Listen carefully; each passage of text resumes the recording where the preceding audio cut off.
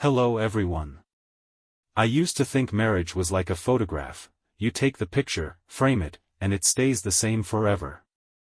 But turns out, even the sharpest picture can fade if you don't notice the cracks early enough. Michelle and I had been married for 11 years. She was beautiful, smart, and knew how to light up a room, which is exactly what drew me in when we met at a mutual friend's party in college. Life with her was good, or at least, I thought it was. We had a nice house in Denver, steady jobs, weekend BBQs with friends, and even a golden retriever named Duke. On paper, it was the kind of life people envy, but then, things started to shift. At first, it was easy to brush off. She was working late, more often, glued to her phone like it was an extension of her hand, and her laughter, once effortless around me, sounded rehearsed. Then came the new lingerie. I found it tucked in the back of her drawer, tags still on. She claimed it was for me, but she never wore it. I guess that was the first red flag. But love makes you blind, or maybe just dumb. I chose to ignore it, thinking, we're just in a rough patch. Turns out, we were in something else entirely. It was a Saturday morning, the kind where everything feels routine, coffee brewing, Duke's paws tapping on the hardwood, Michelle humming in the shower. She left her phone on the kitchen counter, screen lighting up with a message. I wasn't the type to snoop, but something made me glance. Last night was incredible. Can't stop thinking about you. Jason. My heart thudded. Curiosity outweighed hesitation. I picked up the phone, opened the thread, and there it was, a whole other life tucked neatly into a string of texts. Weeks of messages, filled with inside jokes I didn't understand, late-night plans she said were work meetings, and photos. Him shirtless, smug grin plastered across his face. Her in that new lingerie she claimed was just for fun. The worst part wasn't even the texts. It was realizing how easily she'd lied. The same lips that kissed me goodnight were sending, "I miss you," to someone else. And not just anyone, Jason Cole.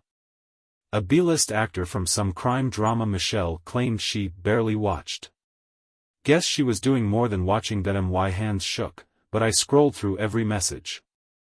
I needed to see it all, like proof would make it more real. Dinners when she said she was out with Katie, hotel rooms when she was working late, little details woven into the fabric of our life like nothing was wrong. I put the phone down, heart racing, blood boiling, and thought, how long has this been going on? But the better question was, what the hell was I going to do now? I didn't wait long. I couldn't. The anger was too fresh, too raw, sitting in my chest like a weight I couldn't shake.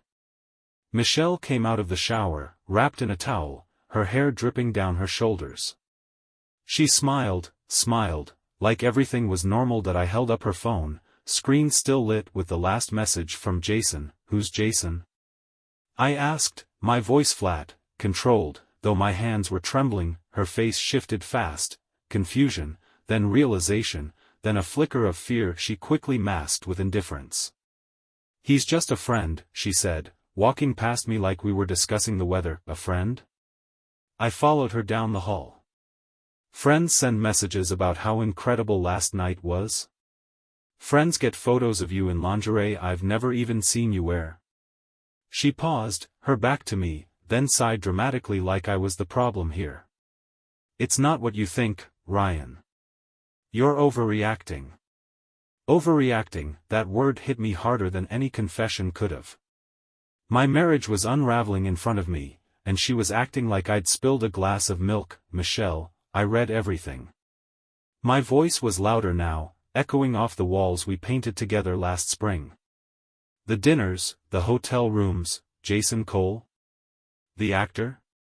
That's who you've been sneaking around with? She finally turned to face me, arms crossed, eyes sharp. So what if I have? She snapped. At least he makes me feel alive. Something you haven't done in years. The words hit like a slap.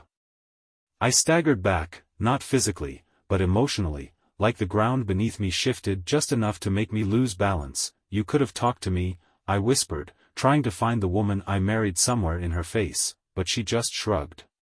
Maybe I got tired of waiting for you to notice. I didn't respond. There was nothing left to say that I grabbed my keys, walked out the door, and let it slam behind me. The sound echoed louder in my head than it did in the hallway that I don't remember how long I drove, maybe hours, maybe just minutes stretched by the weight of it all. The roads blurred into lines, the city lights felt too bright, and the radio was nothing but static in my head. I ended up in an empty parking lot outside some grocery store I didn't even recognize. Just sat there, staring through the windshield, gripping the steering wheel like it was the only thing keeping me grounded. My mind kept circling the same question: how did we get here? I thought back to the start, our first date at that hole-in-the-wall Italian place, the way Michelle laughed at my awful jokes, the way she used to look at me like I was her whole world. I remembered our wedding day, her eyes shining, the vows we wrote ourselves. Forever, she'd said. No matter what. What a joke, her words from earlier played on repeat, at least he makes me feel alive. Like I was some dull background noise she'd finally found the volume knob for. And Jason, some C-list actor with a jawline sharp enough to cut glass and a smile fake enough to sell toothpaste. That's what she threw us away for. I thought about the texts, the photos. The lingerie she never wore for me, but for him? She probably put on a whole damn show. My stomach twisted, equal parts rage and heartbreak.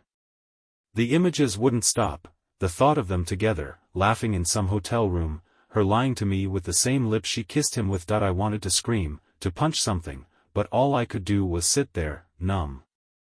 The anger was there, hot and ready, but underneath it was something worse, an emptiness I didn't know how to fill. It felt like grief, like someone had died. And in a way, someone had. The version of Michelle I thought I knew, the marriage I believed in. I pulled out my phone, stared at the screen. I thought about calling Mark, my best friend since college, but what was I supposed to say? Hey man, guess what? My wife's been screwing around with a guy from TV. How's your day going? I couldn't stomach the sympathy, the awkward silences, the forced, man, I'm so sorry, replies. Instead, I called no one. Just sat there, letting the weight of it all press down until breathing felt like a chore. I replayed every conversation, every late night she claimed was just work, every distant look I brushed off as stress. The signs were there, and I missed them all. Maybe because I didn't want to see them. Maybe because I was too busy believing in us. At some point, the sky started to darken, and I realized I had nowhere to go. I didn't want to go home. Not to her. But I didn't want to sit here either. That's when the loneliness hit me hardest. The realization that the person I'd built my life around wasn't my person anymore. I drove to Mark's place after all. I didn't call. I just showed up, parked outside his apartment, and stared at his front door for 10 minutes before finally getting out. I knocked, and when he opened the door, all I managed to say was, Michelle's cheating on me. Mark didn't ask questions. He just stepped aside and let me in.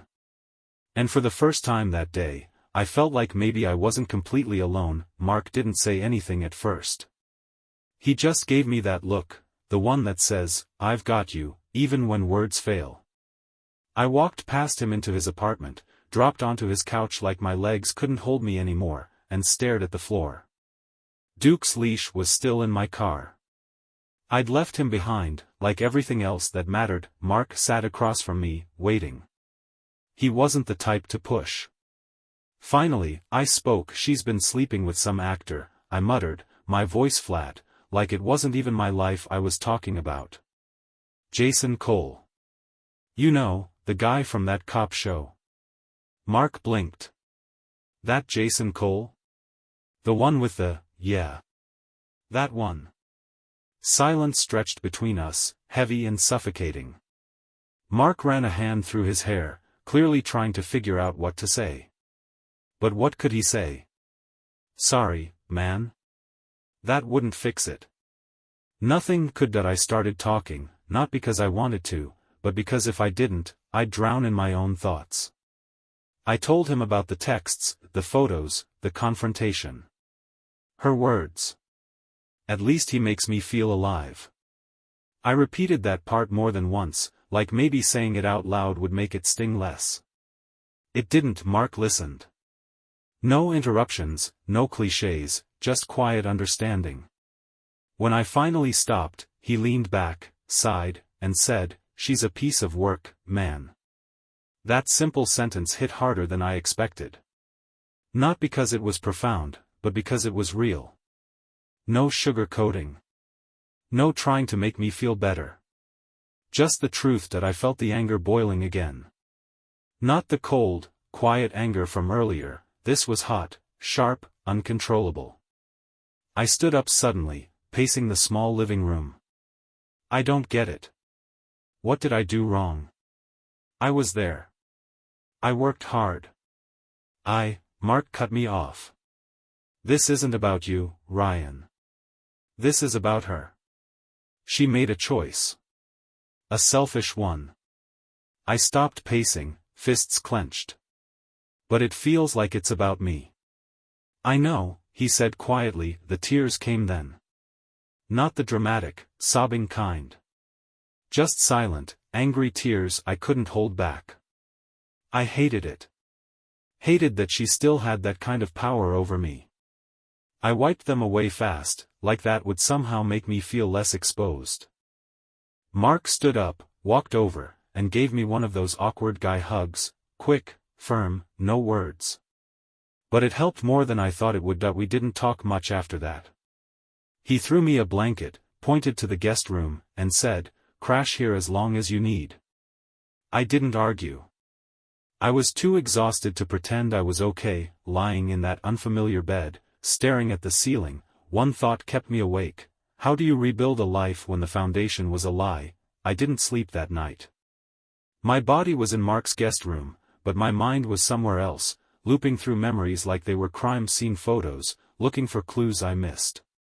I kept asking myself the same useless question: when did she stop loving me? Sunlight eventually crept through the blinds, thin and sharp like it had no business being there. I felt numb, like my emotions had been squeezed dry. Mark knocked once before cracking the door open. "You hungry?" I wasn't, but I nodded anyway. The kitchen smelled like burnt toast and cheap coffee.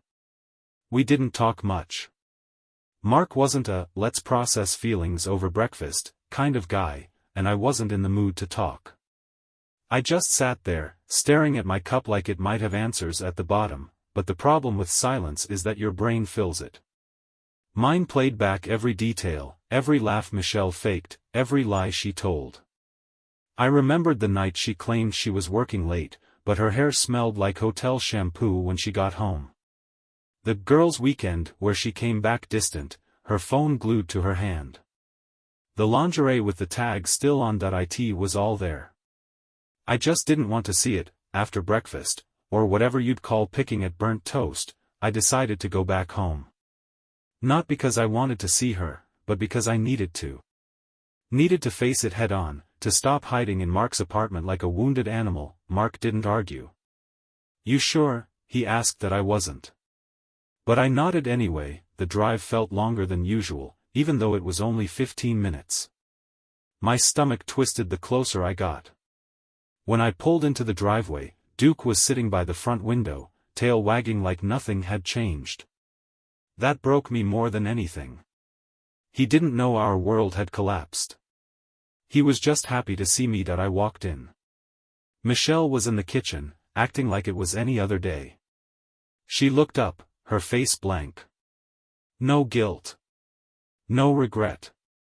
Just, blank. "You're back," she said, like I'd just run out for groceries. I didn't respond. Just stood there, staring at her, trying to understand how the woman I loved had become a stranger. She sighed, like I was the one being difficult. "Ryan, can we not do this right now? I have a meeting in an hour." I laughed, one of those bitter laughs you don't plan, the kind that just bursts out because it's either that or scream. "A meeting? Seriously? That's what you're worried about?" She rolled her eyes. Rolled her eyes. "What do you want from me?" I stepped closer, heart racing. The truth. That's what I want. She crossed her arms. Fine. You want the truth? I was bored. You were predictable. Jason was exciting. Are you happy now? No, I wasn't happy. I was shattered. But I didn't let her see that. Not this time. That I nodded slowly. Yeah. I'm happy. Because now I know exactly who you are. Then I walked upstairs, packed a bag, and left. No dramatic speeches. No begging for answers. Just left, and that hurt more than I thought it would. Because leaving meant it was real. It meant we were done. After I left the house, everything felt surreal, like I was floating outside my own body, watching someone else's life unravel. I drove with no real sense of purpose, the road ahead blurring as my thoughts raced in circles. It was like my brain couldn't catch up with my heart, or maybe it was the other way around. I ended up on the outskirts of Denver, pulling into a rundown motel with a faded sign that read "Vacancy." As if I needed that reminder, I was empty in ways no neon sign could describe. The room was as depressing as you'd expect: stale air, peeling wallpaper, a flickering light above a scratched-up dresser. I tossed my bag on the sagging bed, sat down, and just stared at the wall. Funny how quiet can be the loudest thing when your head is screaming. My hands shook slightly, not from cold, but from the aftershocks of everything that had just happened. I could still hear her voice, see her standing there in the kitchen with that bored look, like I was the inconvenience. That I pulled out my phone, more out of habit than intention. No messages. No missed calls. Not even from Michelle, not that I expected one. She'd made her feelings pretty clear. But deep down, some pathetic part of me hoped for a text. An apology. A sign she regretted it. Nothing. Just the silence filling the spaces where love used to be. I opened my photo gallery, like an idiot. There were pictures of us everywhere: vacations, holidays, Sunday mornings on the couch with Duke nestled between us. I stared at a photo from our anniversary dinner last year. She was smiling, eyes bright, leaning into me like we were solid. But now I knew better. That smile was probably practiced, part of the role she played while juggling another life behind my back that I couldn't breathe. It felt like the room was closing in, so I grabbed my car keys and left. I didn't care where I was going, I just needed to move, as if driving could outrun the ache in my chest. The roads were empty, the city's lights blurring as I sped past familiar streets that suddenly felt foreign. Every corner held a memory I didn't want anymore. I ended up in an empty parking lot overlooking the city skyline. I killed the engine, sat there in the dark, and let it hit me.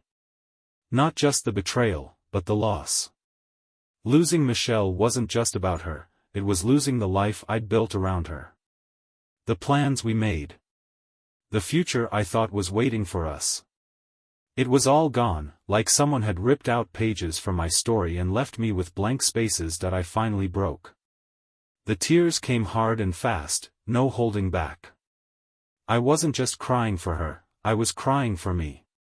For the man who believed in forever. For the guy who thought love was enough. It wasn't. Not for her. Maybe not for me either. Eventually, I pulled myself together, wiping my face with the sleeve of my jacket. I felt hollow, like there was nothing left to give. No anger, no sadness, just emptiness. I stared at the city lights, thinking about how many people were out there, living lives untouched by this kind of pain. It felt unfair. Like heartbreak should come with a warning label. That I didn't go back to the motel. I drove to Mark's place again. I didn't even knock this time, just let myself in with the spare key he gave me years ago. He was on the couch, watching some late-night show, and when he saw me, he didn't say anything. Just nodded, like he understood that I crashed on his couch, too exhausted to think, too broken to care.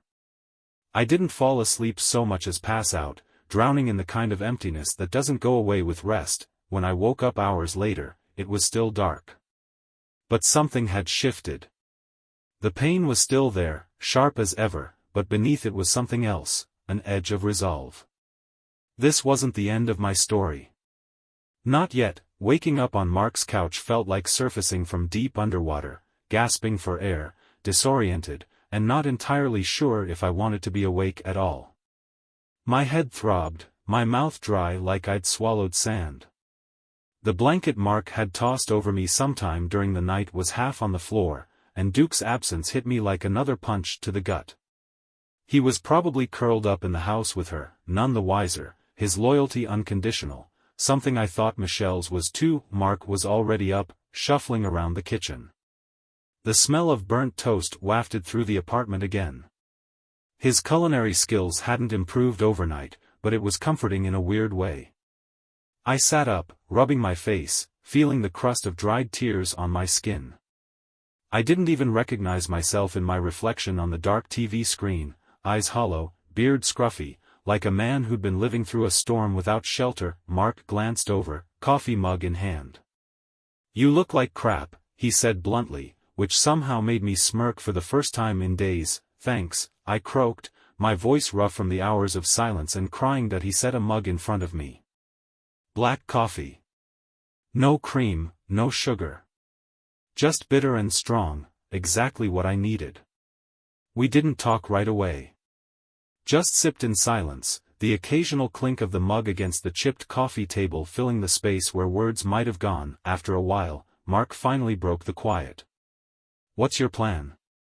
The question hit me harder than I expected. A plan? I didn't have one. My entire life had been a plan with Michelle.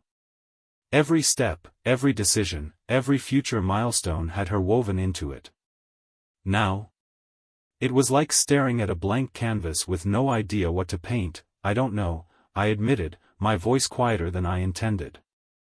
"I guess, figure out what's next." Mark nodded like that was an acceptable answer, but even I knew it wasn't. By noon, I was pacing. The apartment felt too small, the walls closing in. I needed to move, to do something, anything, to feel like I wasn't just existing in this limbo. That's when it hit me. I needed to get Duke. He was the only thing left from that life that I wanted to hold on to. He was mine, unconditional, uncomplicated. Unlike her, Mark offered to come with me, but I shook my head. This was something I had to do alone. The drive to the house was surreal. It felt like returning to a crime scene, every street corner and familiar landmark another reminder of what had been stolen from me. When I pulled into the driveway, her car was there, parked neatly like nothing had changed. The sight of it twisted something in my chest, a mix of anger and sadness, like a bruise you keep poking just to feel something that I didn't bother knocking. My key still worked, not that she'd thought to change the locks yet. The door creaked open, and there was Duke, bounding toward me, tail wagging, tongue lolling out in pure, joyful ignorance. I dropped to my knees, burying my face in his fur, letting out a shaky breath I didn't realize I was holding. Michelle appeared at the top of the stairs, dressed casually like it was any other day. No guilt on her face, just that same detached look. "What are you doing here?" she asked, her tone flat, as if I was the intruder in my own life. "I came for Duke," I replied, standing up, my voice steady even though my heart was pounding. She laughed, a sharp, bitter sound. "You're not taking him. He lives here." I clenched my jaw, taking a step closer. "No. I live here. Or I did, before you blew up our life for some actor who'll forget your name in 6 months. Her face hardened, but I didn't care. "The time for caring was over. I'm taking him," I said firmly, snapping on Duke's leash. "Try and stop me." She didn't. She just stood there, arms crossed, as I walked out the door with the only part of our life together that still mattered. Driving away felt like the first real step toward reclaiming something, maybe not peace, not yet, but control. Duke's head rested on my lap at every red light, his presence grounding me in a way nothing else could. When I got back to Mark's, he opened the door, saw Duke, and simply nodded. No words needed. That night, Duke curled up next to me on the couch, his rhythmic breathing a steady reminder, I'd lost a lot, but not everything. And maybe, just maybe, that was enough to start with. The first night with Duke at Mark's place was the calmest I'd felt in days, even though my life was still a wreck. His steady breathing next to me was like white noise, drowning out the chaos in my head. I wasn't okay, not even close, but I wasn't falling apart either. That counted for something. The next morning, I woke up to Duke licking my face, his tail thumping against the couch like a metronome for a life I didn't recognize anymore. There was no Michelle beside me. No morning routine filled with casual conversation or shared coffee. Just Duke, Mark snoring down the hall, and this empty ache where my marriage used to be. Mark wandered out eventually, rubbing his eyes, his hair a mess. He nodded at Duke, then at me. "You keeping him?" "Yeah," I said simply. There was nothing else to say. Duke wasn't just a dog, he was a piece of the life I still wanted, the part that wasn't tainted by her lies. Mark handed me a cup of coffee. "You've got to figure out what's next." There it was again, that question I didn't want to face. What's next? I stared into the coffee, letting the question sink in. The house wasn't mine anymore. The marriage was over, whether I'd signed the papers or not. I had no plan. No roadmap. Just a bag of clothes, a dog, and a heart full of fractures. But Mark was right. I couldn't camp out on his couch forever. Later that day, I started looking at apartments. Just something small, temporary. A place that didn't carry echoes of Michelle's laughter or the scent of her perfume. Duke sat beside me, his head resting on my foot like an anchor. I found a listing for a one-bedroom apartment not far from where I used to live. Nothing fancy, just 4 walls, a roof, and space that was mine. I called the number, scheduled a viewing for the next day, and felt something. Not excitement, not really. More like relief. A tiny step forward, but with every step forward, the memories followed. That night, after Mark went to bed, I sat on the balcony with Duke, staring out at the city lights. I thought about the time Michelle and I danced in our kitchen at midnight just because our song came on. About the road trip we took to California where we got lost but laughed the whole time. About the promises we made when we thought forever was real. That I let the grief come. Didn't fight it this time. It washed over me in waves, raw, ugly, overwhelming. But when it passed, I was still there. Breathing. Alive. Broken, yes. But alive, and maybe that was enough for now. The next morning felt different. Not better, just different. Like the grief had settled into something heavier but quieter, a dull ache instead of the sharp, piercing pain from before. I'd spent so much time drowning in the emotional wreckage that I hadn't even thought about the practical stuff, the house, the bank accounts, the paperwork that turns heartbreak into legal documents. Mark was already at work, so it was just me and Duke. I took him for a walk, trying to clear my head, but every corner we turned felt like a reminder of my old life. The park where Michelle and I used to sit on lazy Sundays, the coffee shop where we'd grab breakfast after long walks. Even the damn lampposts felt like they were mocking me with memories. Back at Mark's, I pulled out my laptop and opened a blank document. I wasn't sure what I was doing, maybe making a list, maybe just trying to feel like I had control over something. At the top, I typed, "Divorce." The word stared back at me, harsh and final. I googled divorce lawyers in Denver, scrolling through names and faces that all blurred together. It felt surreal, like I was signing up for a service I never thought I'd need. Eventually, I picked one, Daniel Foster, family law attorney. His website had all the right words, compassionate, experienced, dedicated, but none of that mattered. I wasn't looking for comfort. I needed someone to help me cut ties cleanly. I scheduled a consultation for the next day, then slammed the laptop shut like it was on fire. Later, Michelle texted me for the first time since I'd left, "We need to talk about the house and Duke." No apology. No regret. Just business. I stared at the message, my thumb hovering over the keyboard. I wanted to unload everything, my anger, my heartbreak, the betrayal that had hollowed me out. But what was the point? She'd already shown me who she was. Words wouldn't change that. So I replied with one sentence, I'm meeting with a lawyer tomorrow. We'll handle it through them. Simple. Cold.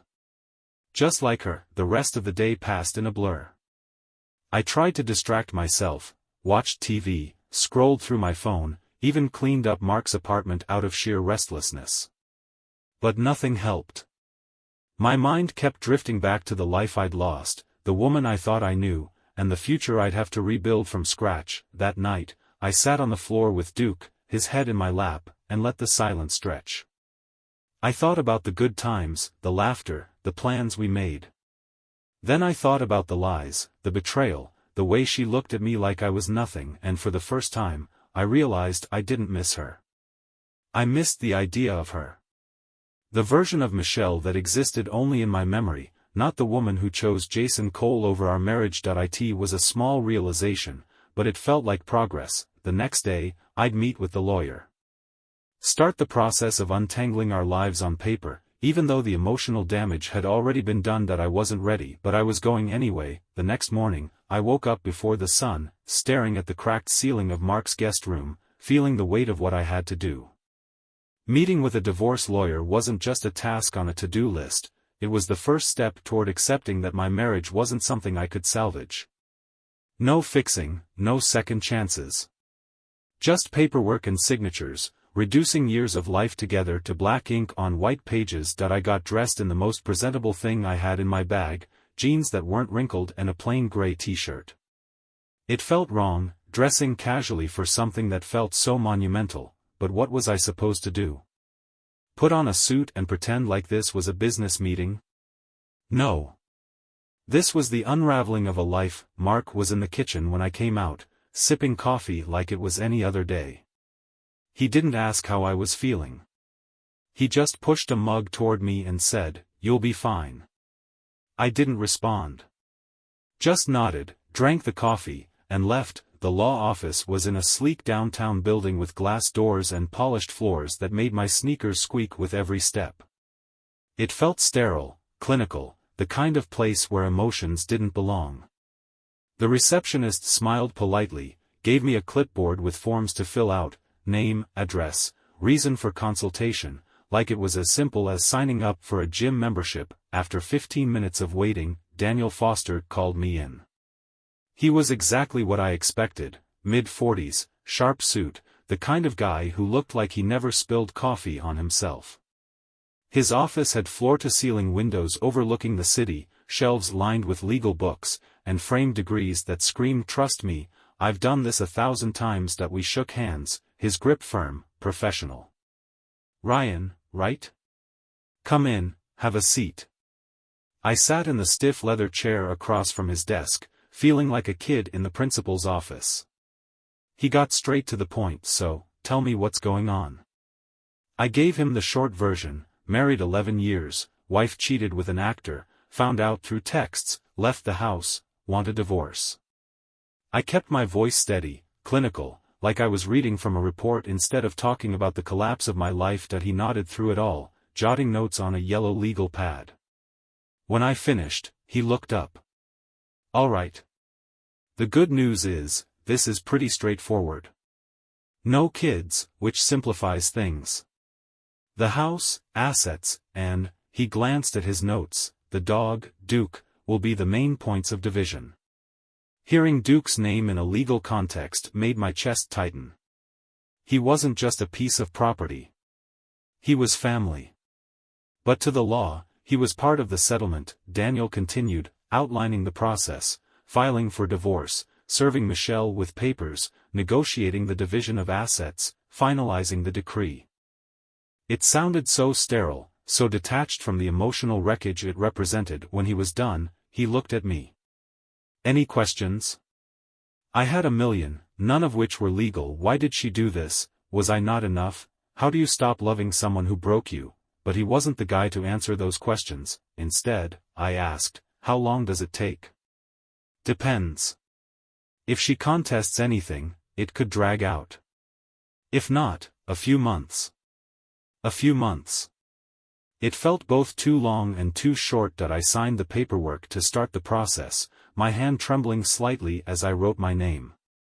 Seeing it there, attached to the word divorce, made it real in a way that nothing else had. When I left the office, the city was buzzing with life, people on their phones, rushing to meetings, laughing over coffee. To them, it was just another Tuesday. But to me, it was the day my marriage officially started to die. That I drove around aimlessly afterward, trying to outrun the weight in my chest. Eventually, I ended up at the house, not to see Michelle, but because part of me needed to face it. To see the place where my life had been and realize it wasn't mine anymore. Her car was there. I parked across the street, just staring at the front door. I didn't go in. I didn't need to. I'd already left. Back at Mark's, I found Duke waiting, his tail thumping against the floor the moment he saw me. I sank to the floor beside him, burying my face in his fur, letting out a breath. I didn't realize I was holding that I was divorced in every way except legally, but the paperwork was in motion. There was no turning back now. The days after meeting with Daniel Foster felt like walking through fog, everything blurred, disconnected, unreal. The paperwork was in motion, but emotionally, I was stuck somewhere between the man I used to be and the man I didn't know how to become. Mark's couch became both my refuge and my prison. I'd lie there for hours, Duke curled up beside me, the TV on but muted, as if background noise could drown out the thoughts screaming in my head. I wasn't just grieving Michelle, I was grieving the life I'd built around her, the routines, the small, insignificant details that suddenly meant everything because they were gone. One afternoon, a week after meeting the lawyer, I got an email from Daniel. The divorce papers were ready to be served to Michelle. All it needed was my confirmation. That I stared at the email for hours. My finger hovered over the trackpad, ready to click send. But I hesitated. Sending it felt like signing her out of my life forever. No more what-ifs, no more hope for some miracle that would turn back time. Eventually, I clicked send. It was done. The next day, Michelle texted me. I got the papers. Can we talk? I wasn't sure why I agreed. Maybe part of me wanted closure. Maybe part of me wanted to see if there was even a shred of guilt in her eyes. We met at a small coffee shop downtown, neutral ground. She walked in like she hadn't shattered my entire world. Hair perfectly styled, makeup flawless, wearing that same detached expression she had when I left the house. She sat across from me, not even a flicker of discomfort in her posture. I didn't expect you to move so fast with the divorce, she said, stirring her coffee like we were discussing the weather. I laughed, a bitter, hollow sound. What did you expect, Michelle? That I'd wait around while you played house with Jason Cole? She flinched slightly at his name but recovered quickly. It's not that simple, Ryan. It's exactly that simple, I snapped, my voice low but sharp. You cheated. You lied. You ended this. The divorce is just paperwork. She sighed, looking away for a moment, then back at me. I never meant to hurt you. The audacity of that sentence hit me like a slap. Never meant to hurt me? What did she think would happen? That I'd just applaud her for her bravery in following her heart? I leaned in, my gaze locked on hers. You didn't just hurt me, Michelle. You destroyed us. You took something we built for over a decade and burned it down for a fling with an actor who'll probably forget your name the second his next movie comes out. She didn't respond. Just stared into her coffee, her silence saying more than her words ever could. After a long pause, she finally said, I was unhappy, Ryan. For a long time. That hit harder than I expected. Not because it was surprising, but because part of me had felt it too. I just didn't want to admit it. I stood up, tossing a few bills on the table to cover my untouched coffee. You should have told me when it mattered. Not after you found someone new. She didn't try to stop me as I walked out. The cold air outside felt like a slap, but it was sobering. I realized I didn't need anything from her, not closure, not explanations, not even an apology. I was done. Back at Mark's, Duke greeted me with the same unconditional love he always did. I sank to the floor, burying my face in his fur, and for the first time, I felt something close to peace. The divorce wasn't final yet. But emotionally, I'd signed off long before the ink dried. Weeks passed after that last meeting with Michelle, each day a little less heavy than the one before. The divorce papers moved through the system like clockwork, impersonal, mechanical, just another file on someone's desk. But for me, every email update felt like a small, deliberate cut, carving away the remnants of a life I no longer recognized. That I found an apartment, a modest one-bedroom on the edge of the city. It wasn't much, just white walls, creaky floors, and a view of a parking lot, but it was mine. No ghosts of Michelle, no memories tucked into corners. Just space to breathe. Duke adjusted quickly, happy as long as I was there.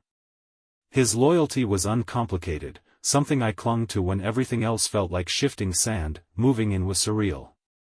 I unpacked my life from boxes labeled with words that suddenly felt foreign: kitchen, bedroom, miscellaneous. Every item had a history, echoes of before, but I decided not to carry them all forward. Some things didn't deserve to make the trip. That I left the wedding photos in a box at the back of the closet. I didn't burn them. Didn't rage against them.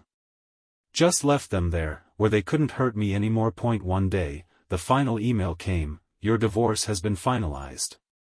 No ceremony. No dramatic closure. Just a line of text and a digital signature. 11 years reduced to a PDF. That I stared at the screen for a long time. Part of me expected to feel something seismic: rage, grief, maybe relief. But all I felt was stillness, like the storm had passed, and all that was left was quiet. That night, I sat on my tiny balcony with Duke at my feet, a cheap beer in my hand, and the city humming softly in the background. I thought about everything: how it started, how it ended, the spaces in between. I realized I'd spent so much time being angry, heartbroken, lost.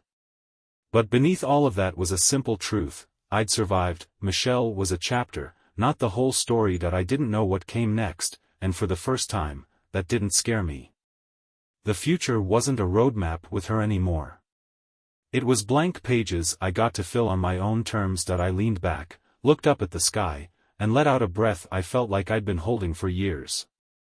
Duke shifted, resting his head on my knee, his eyes calm, steady, just like me now. That I raised my beer slightly, a quiet toast to myself, to starting over. I whispered, and that was the end of our story. But the beginning of mine.